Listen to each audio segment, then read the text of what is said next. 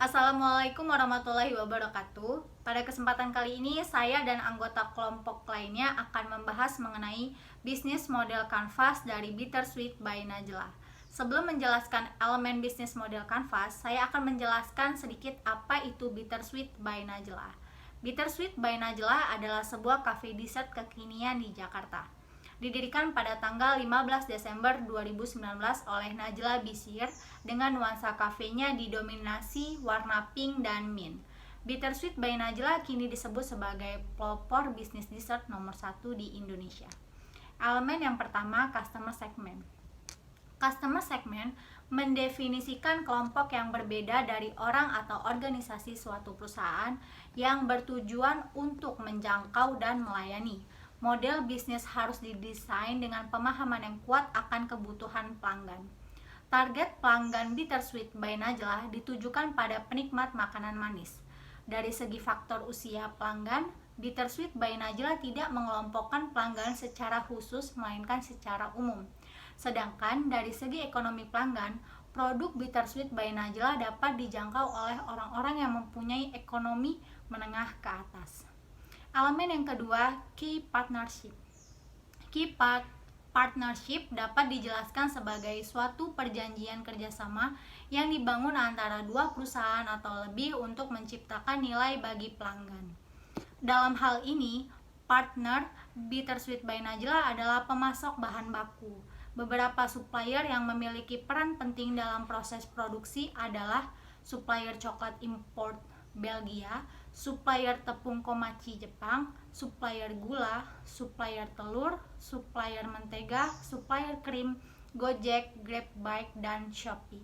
Upaya yang dilakukan untuk membangun dan menjaga hubungan yang baik adalah dengan membayar tagihan tepat waktu. Hal ini membuat Bittersweet by Najla semakin dipercaya oleh supplier dan membuat bisnis mempunyai data historis yang baik, sehingga dapat dengan mudah mencari ke pemasok-pemasok lain ketika mencari bahan lain yang dibutuhkan. Jika dikategorikan, maka Bittersweet by Najla termasuk dalam tipe partnership buyer-supplier. Baiklah, selanjutnya saya akan menjelaskan mengenai elemen ketiga dan keempat, yaitu channel dan revenue. Pertama, saya akan menjelaskan mengenai channel. Channel merupakan bagaimana cara pebisnis menyampaikan value proposition atau penawaran kepada pelanggan. Terdapat dua jenis channel, yakni channel distribusi dan channel komunikasi. Dalam channel distribusi, Bittersweet by Najla merupakan tipe bisnis dengan jenis pabrikan langsung ke pelanggan dan pabrikan ke pengecer lalu ke konsumen. Artinya, Bittersweet by Najla menggunakan sistem interaksi langsung dengan pelanggan atau konsumen serta sistem reseller. Lebih jelasnya lagi, Bittersweet by Najla membuat produk lalu menjualnya ke konsumen secara langsung tanpa perantara, dan di sisi lain Bittersweet by Najla juga menggunakan perantara reseller, di mana jumlah resellernya sekitar 40 reseller dan tersebar di berbagai daerah di Indonesia. Selanjutnya, dalam channel komunikasi, yang mana merupakan berbagai sumber yang digunakan oleh pebisnis untuk mempromosikan produk kepada konsumen, Bittersweet by Najla menggunakan sosial media berupa Instagram yang saat ini memiliki pengikut lebih dari 1 juta orang.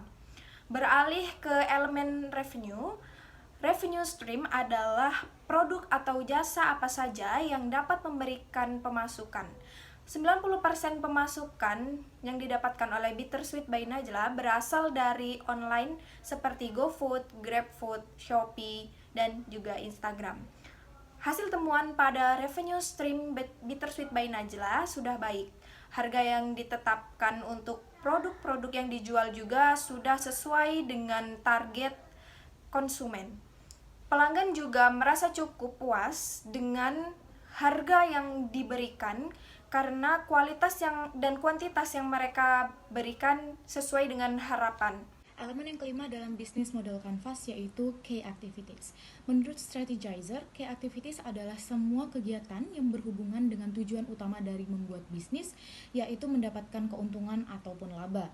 Key activities atau merupakan juga sebagai bisnis activities, yaitu semua kegiatan seperti produksi, operations, marketing, dan juga administrasi. Semua kegiatan-kegiatan ini adalah kegiatan-kegiatan kunci dalam menjalankan sebuah operasi bisnis dan bagaimana kita dapat memastikan bahwa semua kegiatan kita dapat menghasilkan untung. Dalam menggunakan metode key activities, beberapa cara yang dapat diterapkan yaitu adalah mulai membuat beberapa pertanyaan dalam kegiatan bisnis Anda. Seperti yang pertama, Anda mempertanyakan value proposition seperti apa yang Anda butuhkan untuk customer Anda, atau channel seperti apa yang Anda butuhkan untuk customer Anda. Di situ, key activities yang kamu butuhkan itu adalah kegiatan-kegiatan yang akan kamu lakukan dalam melaksanakan value proposition kamu, atau dalam melaksanakan untuk mencari channel yang tepat untuk customer kamu. Dan hal-hal sebagai berikut agar dipastikan bahwa semua kegiatan tersebut menghasilkan untung dan tidak terjadi kerugian. Di elemen yang keenam ada value proposition. Value proposition sendiri itu maksudnya adalah di mana kita menciptakan sebuah value untuk customer kita dalam menawarkan produk dan jasa kita. Value proposition dibagi menjadi 3. Yang pertama ada product and services, dan yang kedua ada pain reliever, dan yang ketiga ada gain creator. Yang pertama product and services. Di sini melihat bagaimana kita menawarkan produk dan juga jasa kita terhadap customer kita dalam memberikan opsi sesuai kebutuhan customer kita. Dan yang kedua yaitu pain reliever. Pain reliever di sini adalah di mana kita melihat di mana usaha kita untuk meyakinkan customer kita dalam meminimalisir kerugian-kerugian yang akan dialami customer kita dalam membeli produk kita. Dan yang ketiga ada gain creator, yaitu di mana kita melihat usaha kita dalam produk dan jasa yang kita tawarkan bisa memberikan keuntungan terhadap konsumer kita apabila dia membeli produk kita. Selanjutnya di sini saya akan membahas mengenai customer relationship dan key resources dalam model bisnis Canvas. Yang pertama tentang customer relationship. Customer relationship ialah strategi pemasaran terbaik dalam mempertahankan klien, konsumen atau pelanggan yang telah ada dengan cara mengelolanya, agar melakukan pembelian berulang sehingga konsumen tidak akan lari ke kompetitor. Dan contoh dalam customer relationship apa saja sih yang dilakukan oleh Bittersweet by Najla untuk berkomunikasi dan menjaga hubungan dengan pelanggannya, yaitu mereka biasa melakukan diskon dan promosi melalui artis dan selebgram, dan mereka juga rutin memposting konten di Instagram mereka seperti mengadakan giveaway kepada followersnya. Dan tidak hanya itu, mereka pun biasa merekam kegiatan di balik layar guna meningkatkan kepercayaan kepada konsumen dengan produk mereka. Hal ini bertujuan agar konsumen selalu ingat dengan keberadaan Bittersweet by Najla juga. Mereka pun juga menyajikan banyak varian di search box dalam produknya, dan tidak hanya itu, mereka juga bekerja sama dengan eksklusif partner e-commerce. Dan kedua tentang key resources. Key resources adalah seperti yang kita pahami dalam frasenya, yaitu berbagai sumber daya penting perusahaan dan menjadi penentu bagi keberlangsungan dan keberhasilan perusahaan. Key resources atau sumber daya ini diperlakukan perusahaan dalam menawarkan value proposition, memelihara hubungan dengan pelanggan, dan mendapatkan pendapatan. Secara umum, key resource atau sumber-sumber daya penting bagi perusahaan adalah aset fisik, aset intelektual, sumber daya manusia, dan keuangan.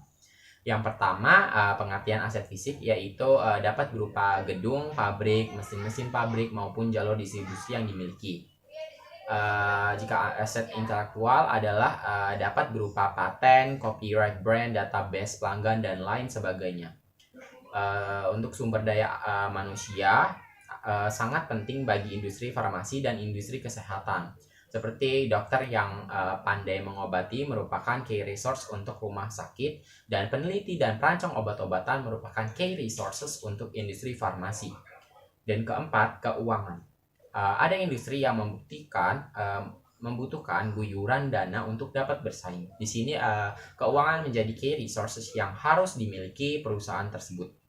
Contoh key resource yang ada dalam bisnis Bittersweet by Najla yaitu mereka memiliki store yang tersebar di beberapa tempat dan juga memiliki sarana dan fasilitas yang lengkap dalam proses pembuatan produknya, dan juga melakukan kolaborasi dengan ojek online sebagai sarana pengiriman produknya kepada pelanggan. Saya akan menjelaskan cost structure yang merupakan salah satu dari beberapa elemen di dalam bisnis model Canvas. Pertama, saya akan menjelaskan pengertian cost structure. Cost structure adalah biaya-biaya yang dikeluarkan dalam menjalankan model bisnis tertentu. Pada waktu kita mengembangkan produk, memasarkan produk, menjaga hubungan dengan pelanggan, maupun layanan purna jual tentu membutuhkan biaya. Dengan kata lain, cost structure merupakan berbagai komponen biaya yang dipakai agar perusahaan atau organisasi dapat berjalan sesuai dengan model bisnisnya. Cost structure pada Bittersweet by Najla lebih menekankan pada kategori value driven, karena Bittersweet by Najla lebih mementingkan nilai produknya.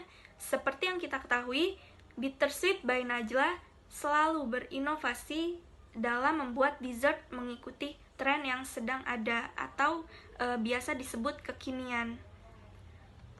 Selanjutnya ada variable cost, yaitu biaya-biaya yang muncul bervariasi sesuai jumlah yang diproduksi. Cost structure pada Bittersweet by Najla lebih menekankan pada kategori value driven, karena Bittersweet by Najla lebih mementingkan nilai pada produknya. Seperti yang kita ketahui, Bittersweet by Najla selalu berinovasi dalam membuat dessert mengikuti tren yang sedang ada atau biasa kita sebut kekinian. Kemudian ada variable cost, yaitu biaya-biaya yang muncul bervariasi sesuai jumlah yang diproduksi. Variable cost Bittersweet by Najla yaitu pembelian bahan baku dan alat untuk produksi dessert itu sendiri. Hampir semua produk yang diproduksi oleh Bittersweet by Najla menggunakan bahan baku yang berasal dari coklat dan susu. Kemudian ada fixed cost, dan fixed cost pada Bittersweet by Najla adalah gaji pegawai, sewa tempat, pajak, dan biaya promosi atau pemasaran sejenis endorsement. Sekian penjelasan mengenai bisnis model Canvas pada Bittersweet by Najla, dan kesimpulan yang dapat diambil, Bittersweet by Najla berhasil menerapkan setiap elemen yang sesuai dengan bisnis model Canvas, sehingga Bittersweet by Najla mampu bertahan dalam persaingan penjualan dessert. Sekian dari kelompok kami. Wassalamualaikum warahmatullahi wabarakatuh.